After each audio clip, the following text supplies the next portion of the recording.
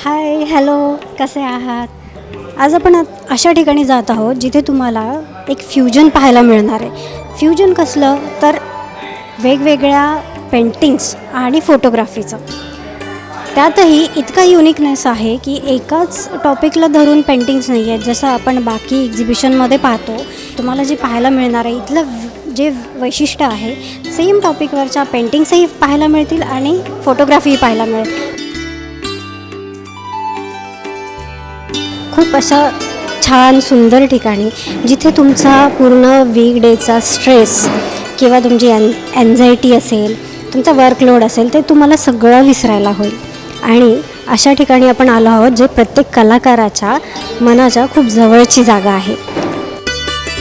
ते आहे बांद्राच्या बॉम्बे आर्ट गॅलरीमध्ये.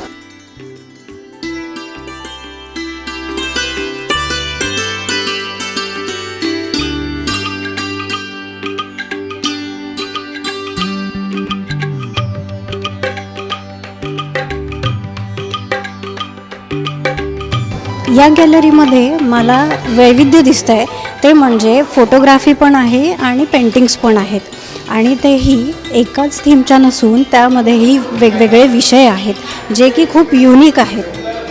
त्या प्रत्येक फोटोमधल्या किंवा पेंटिंगमधल्या कलाकाराच्या मनातले जे काही त्यांचे विचार असतील किंवा त्यामागची त्याची जी काही भावना असेल ते त्यामध्ये उतरलेले आहेत सगळ्या गोष्टी.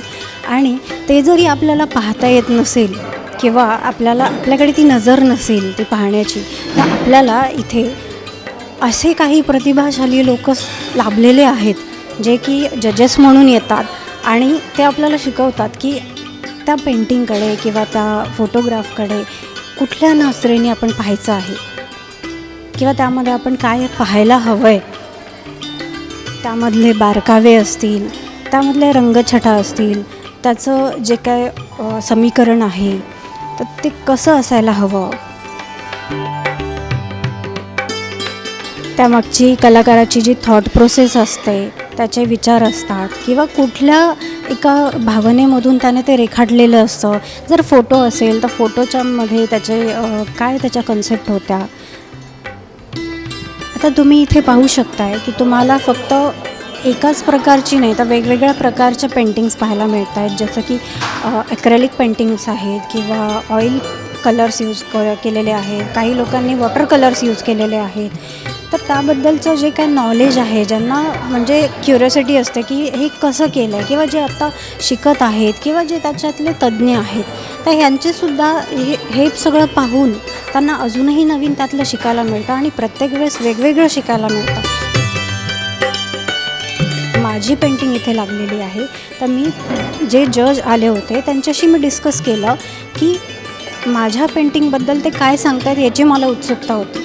तर त्यांनी मला ते खूप छान प्रकारे त्यांनी मला गायडन्स केलं आहे त्यामध्ये की नेमकं काय मी वापरायला हवं आहे किंवा नेक्स्ट टाईम मी त्याच्यामध्ये काय बदल करायला हवेत, हे त्यांनी इतकं छान सांगितलं मला. आणि मला असं वाटतं की हे मी तुमच्यासोबत शेअर आज करायला हवं, म्हणून मी खास तुम्हाला आज इथे घेऊन आली आहे. तुम्ही पाहू शकताय की इथे खूप साऱ्या प्रकारच्या पेंटिंग्स आहेत, खूप सुंदर सुंदर फोटोग्राफी केलेली आहे. जर एखाद्या कलाकाराला फोटोग्राफीसोबत पेंटिंगची जोड असेल किंवा एखाद्या पेंटिंग आर्टिस्टला फोटोग्राफीची जोड मिळाली, तर त्यातनं एक जो काही कला निर्मिती होईल ती कशी असेल ते इथे तुम्हाला अनुभवायला मिळणार आहे. कारण इथे जे थीम दिलेले आहेत, जे विषय दिलेले आहेत, ते दोघांनाही सारखेच दिलेले आहेत. म्हणजे जर एखादा फोटोग्राफर असेल तर त्याला जे विषय दिलेले आहेत तेच एखाद्या पेंटिंग आर्टिस्ट जो असेल त्यालाही दिलेले आहेत. म्हणजे आता एखादा जर टॉपिक असेल, सपोज एखादा सी शोर असेल किंवा बटरफ्लाय टॉपिक असेल, तर ते एखादा फोटोग्राफर कसा कॅप्चर करतो आहे, त्यामागे त्याची काय भावना आहे आणि तोच टॉपिक घेऊन तीच पेंटिंग एखादा आर्टिस्ट कसा पेंट करतो आहे किंवा कसं ती एखाद्या कॅनव्हासवरती उतरवतो आहे, ह्या दोन्हीमधला जो फरक आहे किंवा या दोन्हीचं फ्युजन मिळून एक जी संकल्पना जी तयार होते ती तुम्हाला इथे अनुभवायला नक्की मिळेल. तर आत्ता जे असं एक्झिबिशन इथे लागलेलं आहे ते दर 6 महिन्यांनी होत राहतं आणि हे 6 महिन्यामध्ये यासाठी आहेत की त्या कलाकाराला त्यांचं पेंटिंग असेल, फोटोग्राफी असेल, त्यावरती काम करायला सफिशियंट आहेत.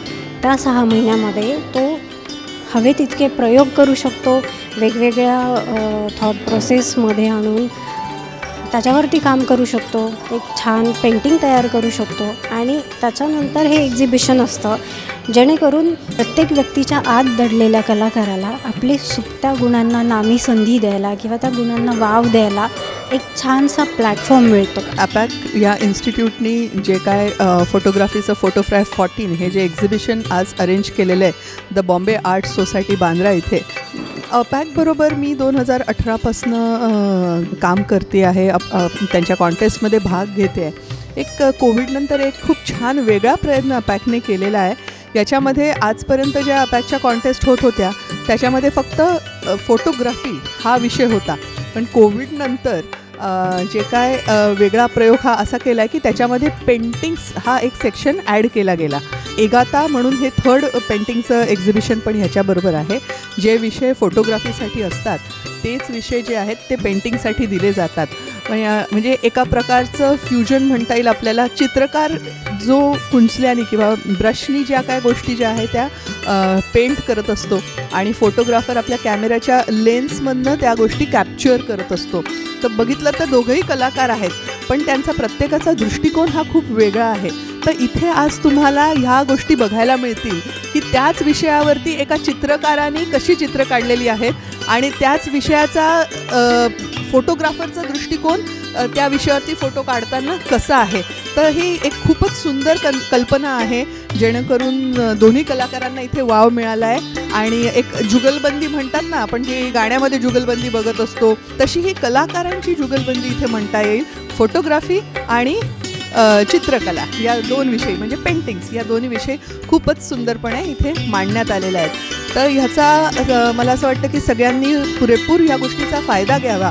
कारण जेव्हा आपण एखादं पेंटिंग काढतो, मे बी हॉबीसाठी, मी स्वतः हॉबी फोटोग्राफर आहे, पण जेव्हा माझे फोटोग्राफ्स मी बघते की आज बॉम्बे आर्ट सोसायटीसारख्या ठिकाणी डिस्प्ले होत आहेत, याच्यापूर्वी पिरॅमल आर्ट गॅलरी नरिमन पॉईंटला डिस्प्ले व्हायचे, तर तेव्हा एका हॉबी फोटोग्राफरसाठी किंवा एका हॉबी पेंटरसाठी आपण एक करतोय त्या खूप मोठी गोष्ट आहे की माझं फोटो किंवा माझं चित्र आज अशा मोठ्या आर्ट गॅलरीमध्ये डिस्प्ले होतो, जिथे मी एकटी स्वतः जाऊन डिस्प्ले नाही करू शकत. तर ॲपॅकने हा एक खूप चांगला चान्स आपल्याला दिलेला आहे. त्यामुळे मोठ्या प्रमाणावर प्रत्येकाने याच्यात पार्टिसिपेट व्हावं. वर्षातनं 2 कॉम्पिटिशन्स ह्याच्या असतात आणि त्या कॉम्पिटिशनमध्ये पार्टिसिपेट केल्याने एक तुमचा विश्वास वाढतो. माझा स्वतःचा आत्मविश्वास खूप वाढला की येस, मी चांगले फोटो काढू शकते. आणि हळूहळू फोटोची क्वालिटी पण बदलत गेली. त्याचप्रकारे इथे जे लोक आपल्याला मार्गदर्शक करायला जे चीफ गेस्ट येतात, ते चीफ गेस्टच्या कडूनही आपल्याला काही काही सूचना कळत असतात की काय अँगल असतो प्रत्येकाचा या चित्राकडे किंवा या विषयाकडे बघताना. तर ह्याच्यातनं नवीन दृष्टिकोन मिळतो. कारण शेवटी कला ही अशी आहे की ती माझ्या डोळ्यातनं वेगळी दिसेल, तुमच्या डोळ्यातनं वेगळी दिसेल, प्रत्येकाचा दृष्टिकोनप्रमाणे त्याच्यात फरक असतो. पण जजेसचा दृष्टिकोन काय असतं किंवा ह्या विषयाच्या चित्रामध्ये काय बघितलं जातं आणि म्हणून त्या फोटोला चांगले मार्क मिळतात किंवा म्हणून त्या चित्राला चांगले मार्क मिळतात, या गोष्टी ज्या आहेत या आपल्याला इथे कळायला फार मदत होते. आणि thanks to APEC, Puranik sir आणि अर्चना देशपांडे जोशी मॅडम हे दोघं खूप एफर्ट्स घेतात हा कार्यक्रम अरेंज करण्यासाठी.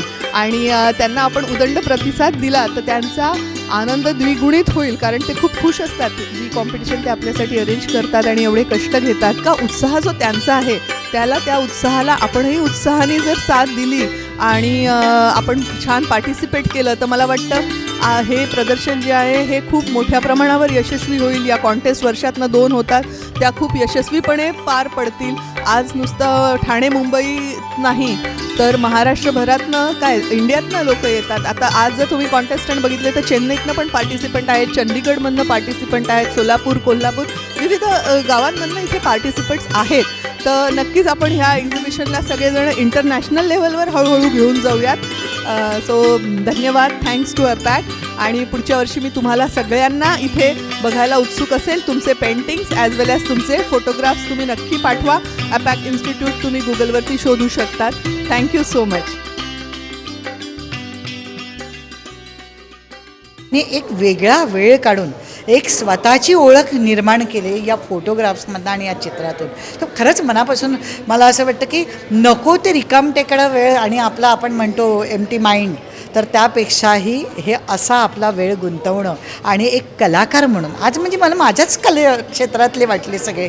आम्ही फक्त ॲक्टिंग करतो आणि हे त्यांना त्या फ्रेमच्या पलीकडचं दिसणं म्हणजे मला लाईट अँड शॅडोचं तर एवढे सुंदर आवडले. इवन बटरफ्लाय सगळ्या कॉन्सेप्ट सुंदर होत्या आणि एवढ्या सुंदर केल्यात की म्हटलं की एवढे प्रोफेशनल फोटोग्राफर्स किंवा चित्रकार आहेत की काय हे एवढं अप्रतिम सगळ्यांची चित्र म्हणा किंवा फोटोग्राफ्स म्हणा त्यांचं मनापासून कौतुक. आणि हे करणारे विनायक पुराणिक आणि अर्चना जोशी यांचं मी खरंच मनापासून अभिनंदन करते की कुठलीही अपेक्षा न ठेवता कुठलाही स्वार्थ मनात न ठेवता हे असे स्टुडंट घडावेत.